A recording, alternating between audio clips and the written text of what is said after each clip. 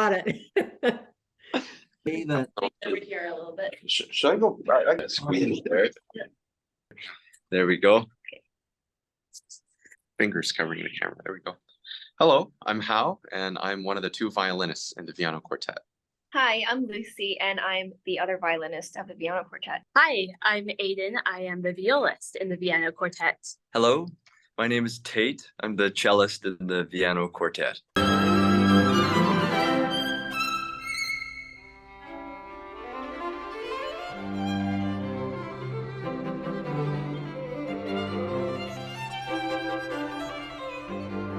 And I'm from Vancouver, BC, as well as Tate.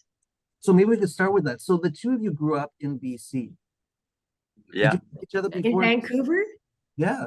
Oh, Yeah, I grew up in Coquitlam. You know, I took all my music lessons at the Vancouver Academy of Music ever since I was 5. I was born in China, but then I moved to Vancouver when I was 2. And I lived a couple years in Burnaby, and then my family and we moved to Surrey. And yeah, my family still live in Fraser Heights, Surrey. And the two of you, did you meet and play together? We never did. It's a funny No, story. it is kind of a funny story because I was some kind of villain in Lucy's eyes. She really didn't like me. What did you do, Well, Tate? I don't know. I don't know what I did. So we had heard, well, I had heard of Tate, you know, because I would see his name in programs like the Burnaby Clef competition and just kind of like various other things. I just see his name kind of floating around, but we never crossed paths until we both went to the National Arts Center's Young Artist like Summer Institute. I don't remember what the exact name is, but the summer Was it program. Pinkus Zuckerman's Exactly. program? Yeah. The arts program, yeah. That was when we were both 15, I think the summer of 2012. And we took the same flight from Vancouver to Ottawa, and we, you know, that's when we got to know each other. But over the course of the festival, I realized that I did not want to be friends with him. I love this. Is Very this quick late judgment. breaking hot goss? Like we're getting this straight from the source, but like, has this news been broken anywhere else? It's been mentioned Couple of in the times. past, but yeah, I You think brought it up, not me. I think the defining factor of her dislike towards me was when I invented this game in the dormitories called hallway soccer. And I got a number of festival participants to play this game where there's like the hallway was a square, and on either corner there was a little extra hallway, and the goal would be here. And so it'd be 4 people on each team, and we hit the ball around it, hit people's doors, and we were making a lot of racket. And I guess the few people that didn't play along, Lucy was one of them, didn't enjoy the midnight hallway soccer games. So I completely understand why she had a dislike towards me. That makes sense because as soon as the hallway soccer disappeared, it seems like you guys get along now. Oh, yeah, yeah. I guess. And what's really funny is that during the festival, one of the teachers, I remember her name, Elaine Clamasco, she had said, "Oh, you know, I realized that you and Tate are both from Vancouver.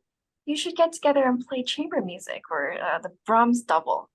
And I remember thinking, no way, Jose.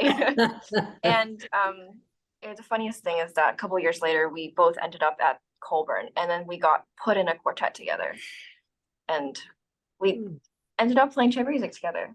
That's how you guys ended up together as the Viano? Yeah. Exactly. Yeah, we all took a chamber music audition at Colburn where we played 2 movements of Bach, or was it 1? It was a movement, 5 minutes of Bach, and we played for the chamber faculty. So Martin Beaver was there, Clive Greensmith, and Fabio Bedini. And so we went into this very dry space at Colburn. We played Bach, and then ended up with the group that they assigned us to, and it just happened to be wow. the Viano Quartet. And I love your name, the Viano. Maybe you could just talk to our audience about it before you come here so they know. I think it's just the most original thinking and name. How did you come about that? Did one person think of it, or did you all just sort of think of it together, the Viano? Yeah, thank you. It's we're very proud of the name Viano. And yeah, I mean the idea behind it is that each of us come together as one instrument that we would call the Viano. Very cool. Yeah. Tate hasn't said it, but this is his invention. He solved a lot of arguments about the name by coming up with this. Well, it's very Good. difficult actually to come up with a name as a group. So we had a number of names that we came up with together and then rejected, and came up with another one and then rejected it. And then Or one day- we found out another group had it. or another already. group had it. Yeah. And then one day Tate came up with Viano and explained what it meant. And we were like, this is great. Well, Yeah. it worked out well because, you know, it has different layers too, because each instrument starts with the letter V. So in Yeah. another word, you were Oh, open I with a read V. the whole thing. I think it's fascinating that you came up with that. And, Thank you know, piano, melody, harmony, loud and soft. I mean, it's just terrific. Nobody's going to get that from you for sure. I mean, take your name. They can try. You They can can try. try. The names that you rejected. Oh, no. Oh, we're our first name, Megadeth. our first name was Megadust. Our first name was Poseidon. Oh, really? Based on the reaction, I think we were pretty happy that we started. Sorry for Poseidon is, laughing. I just thought it. That's a sea monster, right? Like, As a It's Greek, the Greek the god. god of the sea, the ocean. But then we realized that there's already a Poseidon quartet out there. But So- there was a story behind the name, and that we're working on Mendelssohn F minor. I think, was it the first movement? The It's first the one. first movement. At one point, there was a cello solo that came up through like a fluttering triplet section, and it sounded like Poseidon coming up from the sea. Yep, So just rising we- from. it was about 2 or 3 weeks into Yeah, our. we were 17. We were very green. Yeah. And then the name So- after that. Yeah. Sorry. no, Well, no. I remember the name Poseidon because I saw a movie trying to swim out of the shipwreck, and it was a very exciting movie. So, but it was a wreck. It's the Poseidon. We don't want to be known as the, you know, No, that was a good point. Go further. Yeah, the second name we came up with was the Reverie Quartet, but that's kind of a mouthful. So I think. yeah. So I guess the question I would love to ask you is with the audience, when you're doing this new piece of Kevin's, and I hear you're going to get together with him. Is that correct? That you're going to, what's it like to get together with a composer of a work that you were just working on? I mean, you do Brahms and Bach, but you can't go and say, how does that go? So, you know, it's a bit different when the living composer is right here. So just tell me how that works. Well, it's amazing that we get to do that. And, you know, before Kevin wrote the piece and before we received the score, we had a meeting with him. And, you know, we got to actually like meet him before he even wrote the piece. And he asked us, you know, what kind of things do you guys like? And he wanted to get to know us as people so that, you know, he can have a good idea of like how he wanted to write the piece. And that's really special because he was able to include some elements that we really love playing in the piece. And I think that the piece really suits our personalities as a group, but also individually. We're really excited about getting to meet him in person, and we're going to go out for food.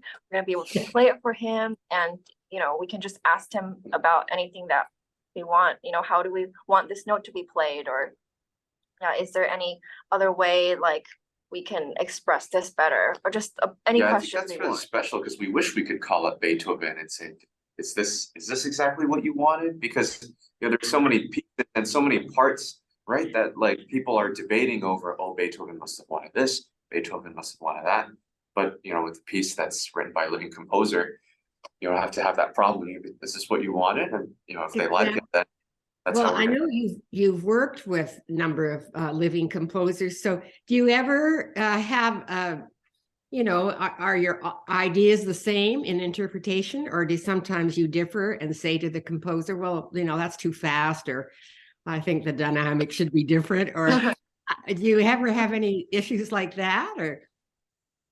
Yeah, I think so. I mean, for example, when we played the piece, Matthew Whittall's piece at the Banff competition in 2019, Hmm.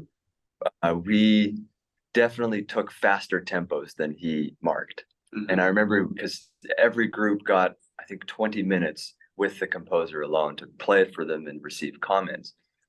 And we played it at our, breakneck tempos. And he said, you're not doing the tempos I wrote, but I like it. And so we changed the tempos, but he loved it. He said, you know what, I love the interpretation.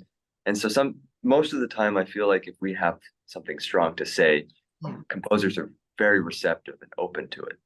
But I mean, obviously there are times when there's disagreements and we'll just resolve those. Yeah. I think it's really cool working with living composers that it makes the piece seem so much like a living, breathing thing, because as students, we end up thinking of pieces as very set in stone. And if you try and break away from that, then you're breaking some sort of rule. But working with living composers really gives life to a piece in a really special way.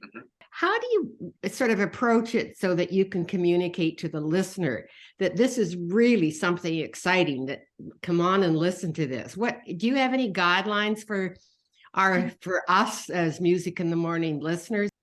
I mean, honestly, with this piece in particular, I think Kevin did such a great job that it's, the message is very clear, and it's a really, it's so clear to us what he's trying to say with the music, and we believe that, very accessible.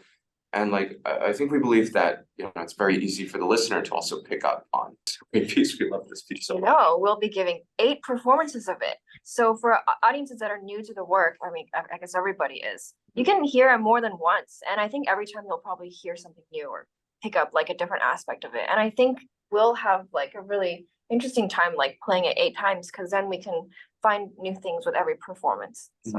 We're calling this the June Goldsmith Quartet residency because June has breathed incredible life into this as the lead donor, as well as being the founder of Music in the Morning. And we feel that there was this incredible relationship that June had with the St. Lawrence Quartet, because we were just talking about the seminar earlier. And June had met the St. Lawrence before they won the Banff competition, before the St. Lawrence got their Stanford residency, before the Juno Award wins, the Grammy noms, and before like their world-class reputation. And so I'm late to this. I mean, you guys already won Banff, so like it was hard for. I'm very late. I'm always going to be chasing June, but I did talk to June about almost all my decisions, including what color I should paint my walls.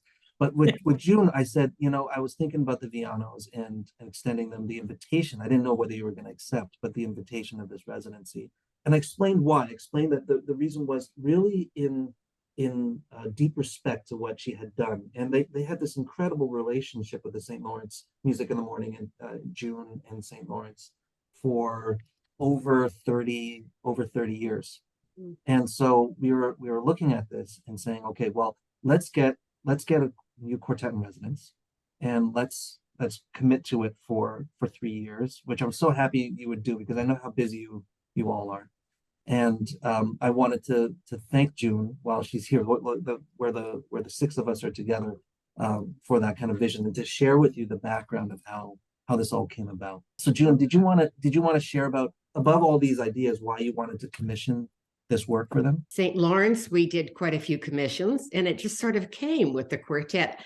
I play the piano, so it's not as if I'm a string player, but I've always thought the string quartet was the ultimate of 4 people playing together.